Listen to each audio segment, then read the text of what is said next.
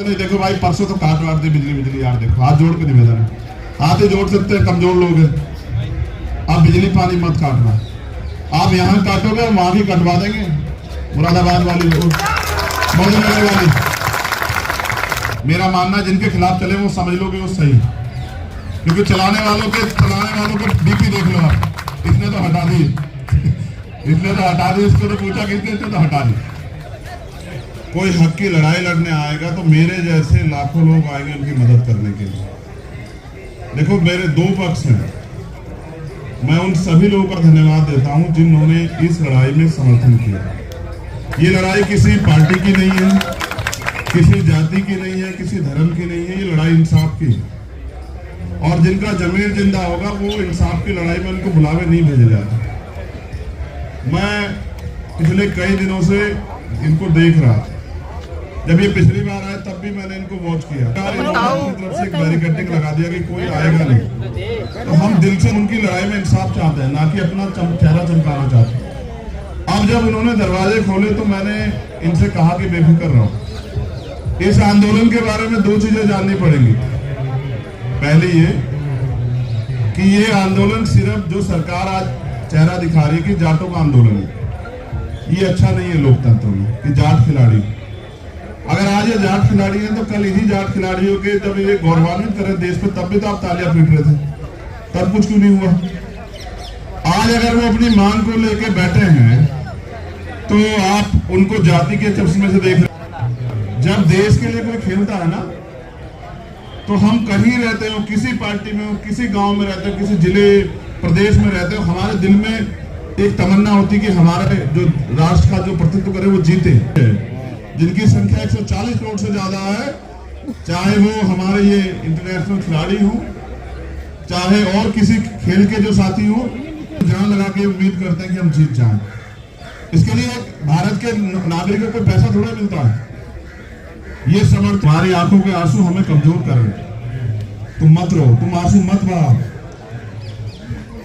तुम्हें क्या लगा था, एक बार कह के देखो कि लोग तुम्हारे लिए सड़कों पे आ जाओ, तुम्हें एहसास भी नहीं होगा कि सब लोग सड़कों पे आ जाएंगे। लेकिन वो वीरांगना है जो देश, एक खिलाड़ी का जीवन समझते हैं आप लोग, ये हमारे आम जीवन जैसा नहीं है। पहली बात, इनका कोई व्यक्तिगत जीवन नहीं है। और जब आपको बहुत सारी चीजें खाने पीने का मन होता है, आराम करने का मन होता है, इन सबको त्यागना पड़ता है। एक दिन में थोड़ा बनता खिलाड़ी, उसके लिए उसके परिवार की, उसके क्षेत्र की, उसकी कड़ी मेहनत होती है। धूम तपस्या में तप के आता है वो, तब जाके खिलाड़ी बनता। और आज उन खिलाड़ियों के आंखों में आंसू, ये तो अच्छा नहीं।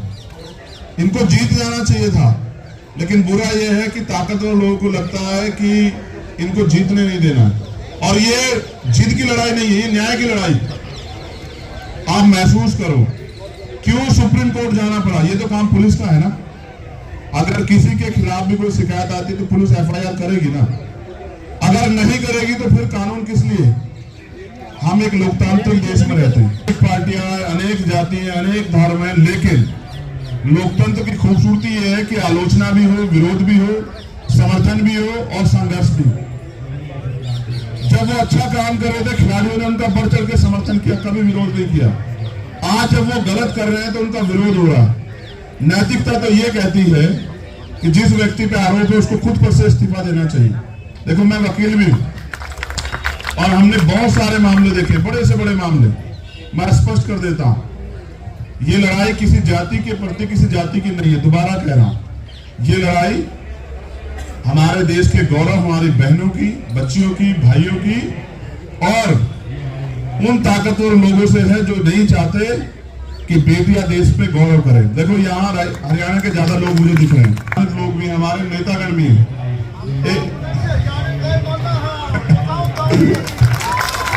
एक दिन वही हरियाणा था जहां बेटियों को इतने अवसर नहीं थे। आज का हरियाणा जहां बेटियों के नाम से हरियाणा की पहचान होती है। मैंने तो देखा ओलंपिक में बेटियां मेडल लेके आई, सारे बेटे कमजोर पड़ गए, पढ़े नहीं पढ़े।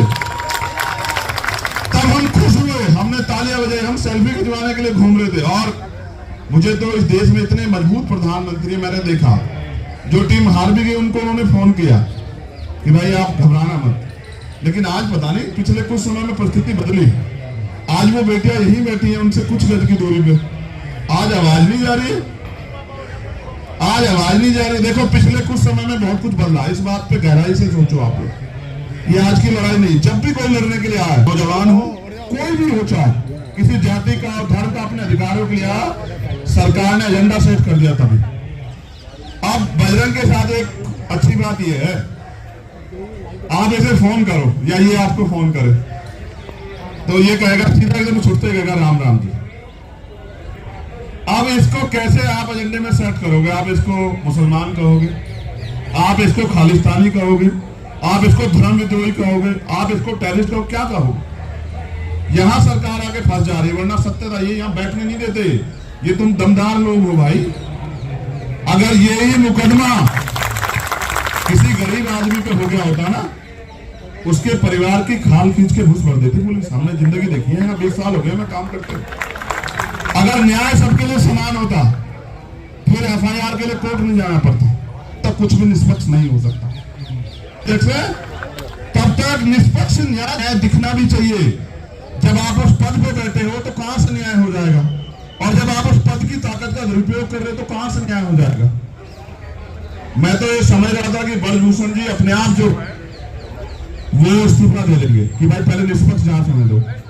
कल से मीडिया ने एक चीज चलाई कि भाई कमेटी की रिपोर्ट भी नहीं पड़ी, वो भी कह रहे हैं कमेटी की रिपोर्ट भी नहीं पड़ी। ओ भैया, कमेटी कौन सी है जी? कोई निष्पक्ष कमेटी? कोई जैसा उस कमेटी को लीड कर रहे हैं सरकार के लोग हैं, सरकार के नेता हैं, सरकार से जुड़े लोग हैं। मेरा तो ऐसा मानना है जिनका रोजगार इस सरकार से चल रहा है वो बेचारे क्या निष्पक्ष हो जाएंगे बताओ? अगर कमेटी बनानी है ना तो चीफ जस्टिस साहब बैठे तो हैं, उनके नेतृत्व में बनवा दो, पता लग जाएगा तुम्हें सारी चीज का कैसे जांच होती है। देश के लिए सबसे महत्वपूर्ण बात आज ये है कि देश के जो सुप्रीम कोर्ट के हमारे चीफ जस्टिस हैं उनकी वो रीढ़ की हड्डी वाले हैं, और यही सरकार के लिए यही एकमात्र परेशानी है। देखो, मैं तो यार मीडिया के लोग बैठे हैं, एक हमारी बहन उधर खड़ी है प्रज्ञा, मैं तो ये कहना चाहता हूँ सुप्रीम कोर्ट के चीफ जस्टिस साहब से भी 3 लाख रुपए नहीं है लोगों के पास कि लोग सुप्रीम कोर्ट आ जाए, जबकि वो न्याय का सबसे बड़ा मंदिर है। अगर कमेटी बनानी है, और ब्रजभूषण सिंह जी भी सुनेंगे मुझे, तो कमेटी बनवा दीजिए ना चीफ जस्टिस साहब के नेतृत्व में, हम भी मान लें। और हम तो क्या कह रहे हैं, हम तो निष्पक्ष जांच की बात कर रहे हैं ना। निष्पक्ष जांच तब होगी जब ब्रजभूषण जी इस्तीफा दे दें। आप मेरी एक बात को गलत साबित कर दो, डिनाई कर दो, अगर यही पोस्टों की एफआईआर किसी और पे हुई होती तो क्या वो आज बाहर घूम रहा होता? क्या बता आप सब लोग बता दो। अच्छा देखो, देखो एक चीज और सुनो, पिछले कुछ समय से ट्रेंड बदला। आरोपी के पक्ष में पंचायत होती है, आरोपी के पक्ष में डिबेट होती है, और हमारे सम्मानित मीडिया खड़ी है, ये उसको डिफाइन करने लग जाते हैं बार बार। देखो, भक्ति से काम नहीं चलेगा। भक्ति तो आशाराम जी की भी बहुत लोग करते थे नहीं करते हैं, बता दो। उदाहरण बता रहा हूं, एक मिनट सुनो, उदाहरण बता रहा हूं आपको। जब तक उन पे कोर्ट का फैसला नहीं आया, जो लोग उनको आराध्य मानते थे उनको पूछते थे, मां पूछते नहीं पूछते। जब कोर्ट का फैसला आया तभी तो पता लगा ताकत में है तो क्या अपराध नहीं कर सकता है? क्या धर्म का 14 हो तो अपराध नहीं कर सकता? कर सकता है। हरियाणा के लोग तो राम रहीम जी के गवाह, बताओ। आप इस बात को नोट करो। देखो, पैरोल मिलती है, सब कुछ मिलती है, आम आदमी को दिला दो पैरोल। ये क्यों है? ये इसलिए है कि सत्ता पक्ष अपने हिसाब से एजेंडा सेट कर रहा। देखो, मैंने 2 उदाहरण इसलिए दिए कि जब आशाराम जी पे अगर कोर्ट ने तय कर दिया, फिर कोर्ट ने सजा की, तो जब आशाराम जी और राम रहीम जी के निर्णय में हमें पता लग सकता है कि कोर्ट सही है, तो ब्रजभूषण जी का फैसला भी कोर्ट पर छोड़ दीजिए। आप क्यों डिसाइड करने लगे हैं? उनको गिरफ्तार तो होने दीजिए, सब ताकत कम तो होने दीजिए। जब वो सत्ता में बैठे हैं, ताकत में बैठे, कैसे न्याय हो जाएगा? ऐसे न्याय संभव नहीं। देखो, हमें गौरव करना चाहिए कि किस माहौल में हमारी जिन्होंने देश का प्रतिनिधित्व किया, आज वो यहाँ हैं। परसों रात पता लगा साहब बिजली काट दी, पानी काट दिया, गंदे। चलो चिंता मत करो, देखो मेरे साथ थोड़ा सा ना, मैं नया काम अपना कर रहा हूँ बजरंग। साक्षी बैठी है हमारी छोटी बहन, अगर ये काम ना होता तो मेरा गद्दा ही गिरवा देता मैं, ठीक है? मैं एक ऐसा आदमी ना, मैं अपनी बहनों के आंसू नहीं देख सकता। लखनऊ में रोई थी हमारी बहन, मैं 4 दिन तक वहीं उनके साथ ही बैठा रहा और सरकार को हमने झुका दिया। सरकार को फैसला लेना पड़ा कि नहीं ये गलत। तुम्हारे आंसू देखते हैं ना तो कलेजा छन्नी हो जाता है। मेरी बहनों, आंसू मत बहाना। तुम्हारे एक एक आंसू पे लहू का आखिरी कतरा बहा देंगे हम लोग। क्या बात करती है? आंसू मत बहाओ। देखो, न्याय तब होगा जब वो फेडरेशन के अध्यक्ष पद को, अगर नैतिकता होती छोड़ देते, नैतिकता नहीं, वो कोशिश कर पाए। इसलिए देखो, प्रधानमंत्री से हमारी कोई लड़ाई नहीं, क्योंकि ये सवाल ये है कि जब आप सबके आंसू पूछ रहे थे, जो हारा जो जीता, जिन्होंने देश को गौरव किया, तो आपकी तरफ से एक आदमी तो आता उनके आंसू पहुंचने के लिए। और अगर देखो, मैं ये भी कह रहा हूं स्पष्ट, यहाँ हमारे सभी भाई मौजूद, जाति धर्म पार्टी सब चीजों पर उठ के, अगर किसी सरकार के अलावा किसी दूसरी पार्टी के लोगों से अपराध जुड़ा होता तो सरकार के लोग हिला कर रख देते सब कुछ। लेकिन बुरा ये है कि सरकार से जुड़े हुए लोगों पे आरोप है। तो आप ये देखो, उनके यहां भी महिला नेता, एक महिला नेता अगर ये कह दे, कहते ना जमीन जिंदा है तो आदमी इंसाफ की बात कर ले, यही कहता कि भाई निष्पक्ष जांच हो जाए। बताओ कि दिख नहीं रहा, इतनी बड़ी बड़ी नेता उनकी पार्टियों में है, नहीं दिख रहा है। ये तो कहते हो निष्पक्ष जांच करा दो, इसी का दबाव हो जाए।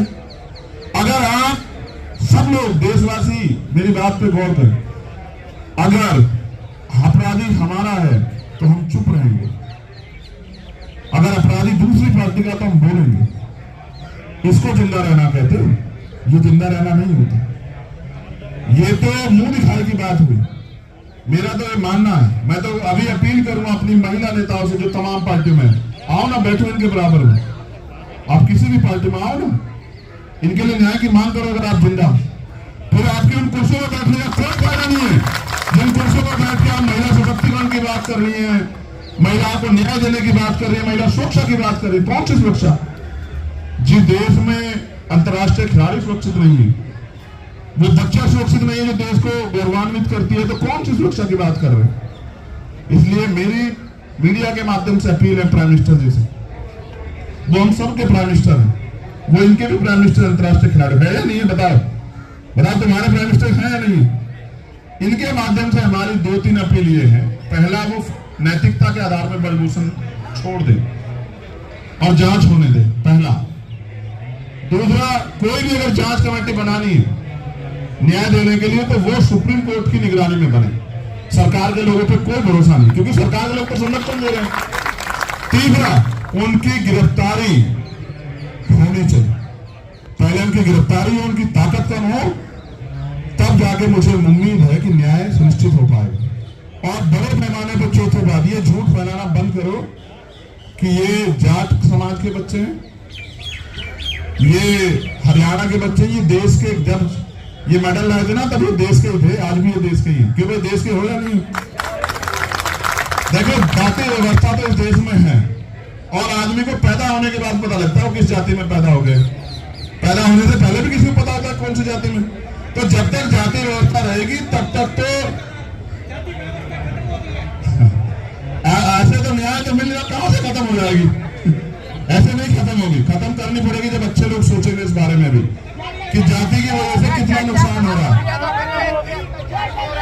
चुप हो जाओ, चुप हो जाओ, चुप हो जाओ। देखो, ये देश के बच्चे हैं, देश की बेटियां हैं, हम सबके भाई हैं, बहन हैं। हम इनके लिए न्याय की लड़ाई को मजबूत करने के लिए आए हैं। और मेरा जितने भी राजनीतिक दल के लोग हैं उनसे भी अपील है कि जब आप इसके अंदर आ जाओ, इनके प्रेशर के, जहां इनके सम्मान गौरव की लड़ाई चल रही है, तो अपने आपके नारे इनके आंदोलन को बदनाम ना कर दे, इस बात का भी ध्यान रखना है आपको। क्योंकि सरकार के लोग का एजेंडा वो किसी भी तरह से आंदोलन को गलत साबित करने के लिए तमाम तरह के प्रयास करेंगे। कोई नारा उनको ही आदमी आगे लगा देगा और वो कहेंगे देखो जी वहां तो ये हो रहा है। यहाँ सिर्फ एक चीज हो रही है कि देश की वीरांगना, देश का गौरव, देश का युवा, देश का नेतृत्व करता जमीन पर बैठ के अपने हक की लड़ाई लड़ रहा है, दिल्ली में बैठ के लड़ रहा है, और देश के हुक्मरान कानों में रूल डाल के चैन से सो रहे हैं। और ये किसी भी मुल्क के लिए अच्छा नहीं। अगर आज हम लोग नहीं खड़े हुए, कल आने वाली पीढ़ी हमसे सवाल पूछेगी कि जब वहां बने साक्षी, बजरंग और तमाम ताकतवरों के पास जवाब है कि इनके आंसू को कौन देगा जवाब? मैं बस ये चाहता हूं हमारी एक ही मांग है कि इनकी मांगों को सरकार सुने। ये लड़ाई सिर्फ एक ही लड़ाई न्याय की। और अगर ये इतना विवाद चलता रहेगा आपस में तो बताओ कैसे आएगा मेडल? आ जाएगा? जब ये मानसिक रूप से डिस्टर्ब रहेंगे तो कैसे आ जाएगा मेडल? और मेडल नहीं आएगा तो फिर क्या करोगे? फिर दूसरे देश वाले को पकड़ के अपने देश का बना लोगे क्या? कहोगे ये भारत का रहने वाला था पहले है? नहीं, ये गलत है। इसलिए इनकी जायज मांगे हैं। इनकी जायज मांगों पे सरकार को अपना रुख स्पष्ट, और सबसे पहले पुलिस से भी मेरा ये अनुरोध है कि भाई आपको फिर ये जांच के जरिए जो है उस पर काम होना चाहिए। और तमाम नेताओं से मेरा ये अनुरोध है जो सरकार में है या सरकार से बाहर है कि वो अगर कुछ नहीं कर सकते सरकार के लोग तो कम से कम इनके लिए जांच की मांग ही कर दो, या इतना भी नहीं कर पाओगे तो जिंदा रहना फिर अब एक संत कह के गए कि सिर्फ सांसों का रुकना मौत नहीं होता, जिनका जमीर मर जाता है वो भी मर जाता है। मैंने उदाहरण के तौर पर आपको बताया कि हम मान रहे हैं कि वो सही हो सकते हैं, लेकिन कोर्ट ने तय किया कि हरियाणा के एक संत जो संत नहीं थे, संत दुनिया के लिए जीता, मानवता के लिए जीता, लोगों के लिए जीता, लोगों को उपकार करता है। जो शोषण करता है वो संत नहीं होता, वो ताकतवर नहीं होता। इसलिए मैं अपनी बहनों से बोला हार ना माने, खड़े हो जाओ, जरा एक बार खड़े हो जाओ, आ जाओ, खड़े हो जाओ, तुम भी खड़े हो जाओ। इनका धन्यवाद करो सब लोग कि ये लोग अपने हक के लिए लड़े। और जोर से ताली बजा के धन्यवाद करो। इसका कारण अगर आज हम लोगों ने इनका हौसला नहीं बढ़ा, मैं खाप के लोगों का धन्यवाद देता हूं जिन्होंने तय किया कि नहीं न्याय मिलना चाहिए। अगर आज हमने इनका हौसला नहीं बढ़ाया तो कल कोई अपने हक के लिए सड़क पर नहीं आ पाएगा। और अगर इस देश में मांगने से कुछ मिल जाता तो हर व्यक्ति ताकतवर हो जाता। यहाँ तो लड़ना पड़ता है, छीनना पड़ता है। हमने बहुत आंदोलन देखे हैं और इतिहास में सबसे बड़ा आंदोलन किसान आंदोलन है।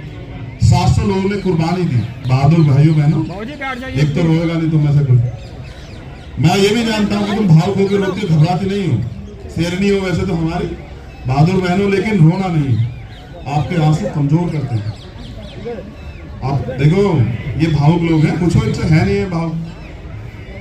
ऐसा ना हो तुम्हारे आंसू इस देश में सैलाब ला दें। क्रांति जब जन्म लेती है ना, विद्रोह से जन्म लेती है। देश का इतिहास गवाह है। शहीद आजम सरदार भगत सिंह जब बलिदान दिए 23 साल के थे, तुम तो 23 साल पार हो, तो जानो कि क्रांति जन्म ले रही है। आपके आंसू सैलाब पैदा कर रही है। जिस दिन आजमा के देख लो, तुम्हारा मन हो बस यहाँ से कहना कि मैं देशवासियों से कहना चाहता हूँ, कहना चाहती हूँ कि वो आ जाए यहाँ। इस दिल्ली में पैर रखने की जगह नहीं मिलेगी। दिल्ली के लोग जय जयकार करेंगे। मेरी बात कमजोर, पहले तो ये सब लोग सीनियर लोग जानते हैं कि मैं कोई बात हल्की कहता हूँ क्या बताऊं? मजबूर से ज्यादा नहीं कहता। और दियार गवाह मैंने 5 लाख लोग उतारे यहाँ। सरकार को एक दिन में हमने हिला दिया। देखो मगर ये लड़ाई न्याय की है ना, इसलिए कह रहा हूँ।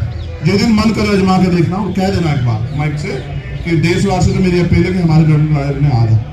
मैं उन खिलाड़ियों से भी कहना चाहता हूँ जो घर बैठे हैं, आज इनकी भी आ रही है, कल आपकी भी आ सकती है। फिर क्या करोगे?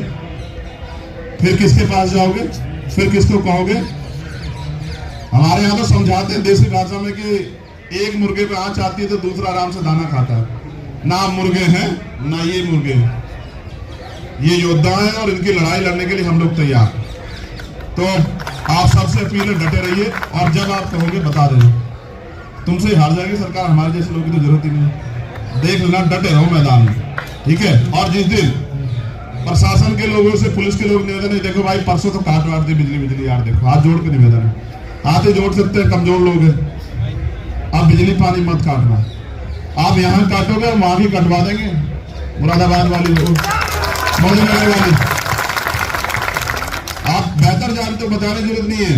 यहाँ में अगर हमारे भाई बहन तरसेंगे तो बहुत लोग तरसेंगे। वो भी तरसेंगे जिनके घर में पानी मंत्रियों के बहुत बहता है, वहीं से कटवा देंगे मुरादनगर से।